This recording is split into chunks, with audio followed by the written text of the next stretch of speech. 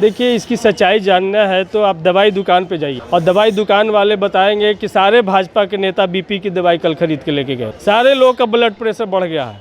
कल की जो गोलबंदी थी, भाजपा की जो चिंता थी कि विपक्षी दल के जो लोग हैं कि 2024 में नरेंद्र मोदी को सत्ता में नहीं आने देना है। कल अमित शाह जो भी बोल रहे हों, उनकी चेहरा देखने से समझ में आ रहा था कि अमित शाह की चिंता है कि इस बार भारतीय जनता पार्टी 100 का भी आंकड़ा पार नहीं करेगी। 300 तो बहुत दूर है। लेकिन 2024 में नरेंद्र मोदी के साम्राज्य का खात्मा करने के लिए लगातार विपक्षी दलों की बैठक हुई और इस बैठक के समाप्ति के बाद लगातार ये दावा किया जा रहा है कि आने वाले 2024 में बीजेपी के वजूद को ख़त्म कर दिया जाएगा। हमारे साथ बात करने के लिए आरजेडी के विधायक सतीश दास जी हैं। सतीश जी, जिस प्रकार से कल बैठक हुई है, अब बीजेपी को नहीं पच रहा है। बीजेपी कह रही है कि सिर्फ टी और चाय कॉफ़ी पार्टी थी, लोग आए, फ़ोटो खिंचवाएं और उसके बाद चले गए। उधर अमित शाह बोले कि घबराइए नहीं, 300 के पार इस बार हमारी जो है 2024 में धमाकेदार जीत होगी। क्या कहेंगे? देखिए, इसकी सच्चाई जानना है तो आप दवाई दुकान पे जाइए और दवाई दुकान वाले बताएंगे कि सारे भाजपा के नेता बीपी की दवाई कल खरीद के लेके गए थे। सारे लोग का ब्लड प्रेशर बढ़ गया है। कल की जो गोलबंदी थी, भाजपा की जो चिंता थी कि विपक्षी दल के जो लोग हैं वो एक नहीं होंगे और हमारा साम्राज्य इसी तरीके से हम हिटलर शाही और आवारा पूंजीवाद और को हम इसी तरीके से दौड़ाते रहेंगे, उस सब पर कल ब्रेक लग गया है। संपूर्ण विपक्ष एक हुए हैं, एक एजेंडे पर एक हुए हैं कि 2024 में नरेंद्र मोदी को सत्ता में नहीं आने देना है।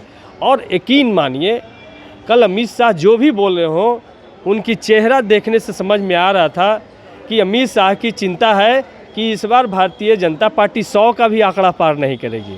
300 तो बहुत दूर है। लेकिन इस पूरे घमासान को लेकर जो बीजेपी के तमाम जो नेता हैं, सम्राट चौधरी की बात कर ली जाए, विजय सिन्हा की बात कर ली जाए, वो बोल रहे हैं सब बाराती है, दूल्हा कोई है ही नहीं। देखिए, दूल्हा की कमी नहीं है, लेकिन जितने भी महागठबंधन के जो बैठक में जो लोग आए थे, जो भी दूल्हा है, सब नरेंद्र मोदी से साफ सुथरा है।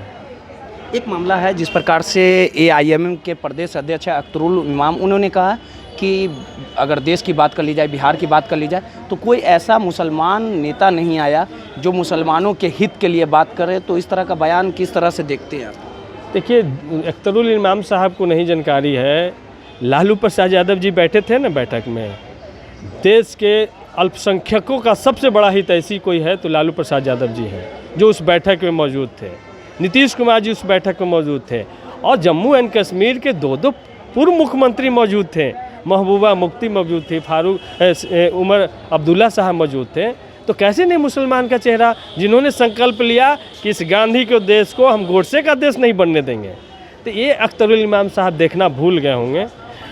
असल में जो कल का संदेश है, वो कल का संदेश साफ साफ है कि सिर्फ नागपुर के नारंगी से ही नहीं बचना है, हैदराबाद के बिरयानी से भी बचना है। अरविंद केजरीवाल नाराज चल रहे हैं। कोई नाराज़गी नहीं है, सभी बिंदुओं पे बात हुई है और सभी बिंदुओं पर बात हुई। अरविंद केजरीवाल अपने भगवत मान जी पंजाब के मुख्यमंत्री के साथ शामिल हुए, संजय जी ने शामिल हुए। पूरे बैठक में हेल्दी डिस्कशन हुआ, तमाम बिंदुओं पर हुआ और कल तो शुरुआत है। आगे आगे देखिए होता है क्या। कौन होगा आपके नज़र में बेहतर? चेहरा भारत का संविधान है। देखिए, सीधे तौर पे सतीश दास जी थे, इनका सीधे तौर पे मानना है कि जिस प्रकार से कल विपक्षी दलों की बैठक हुई और जिस प्रकार से लगातार विपक्षी दल के तमाम नेता यहाँ पे पहुँचे थे और जिस प्रकार से कल बैठक के बाद बीजेपी के पेट में लगातार जो दर्द हो रहा है, लगातार बीजेपी इस विपक्षी दलों की बैठक को कहीं ना कहीं कमज़ोर बता रही है। लेकिन आने वाले दिनों में 2024 में जो चुनाव होगा वो पूरी तरह से कहीं ना कहीं धमाकेदार होगा और सतीश दास का मानना है कि बीजेपी की उल्टी गिनती शुरू हो गई है और जिस प्रकार से तमाम विपक्षी एकजुटता कहीं ना कहीं धमाकेदार स्थिति में है, मजबूत स्थिति में, इससे बीजेपी पूरी तरह से परेशान है। और जिस प्रकार से 2024 में जो चुनाव होगा, आने वाले दिनों में मोदी को हम खदेड़ देंगे। और अरविंद केजरीवाल और अख्तरुल इमाम के बयान को उन्होंने सीधे तौर पे नकारा और कहा कि हमारे पास जो भी नेता और विपक्षी दल है, उन तमाम दल मिलके हम लोग नरेंद्र मोदी का मुकाबला करेंगे और इस बार 2024 के चुनाव में नरेंद्र मोदी की करारी हार होगी। रोहित, दर्श न्यूज, पटना।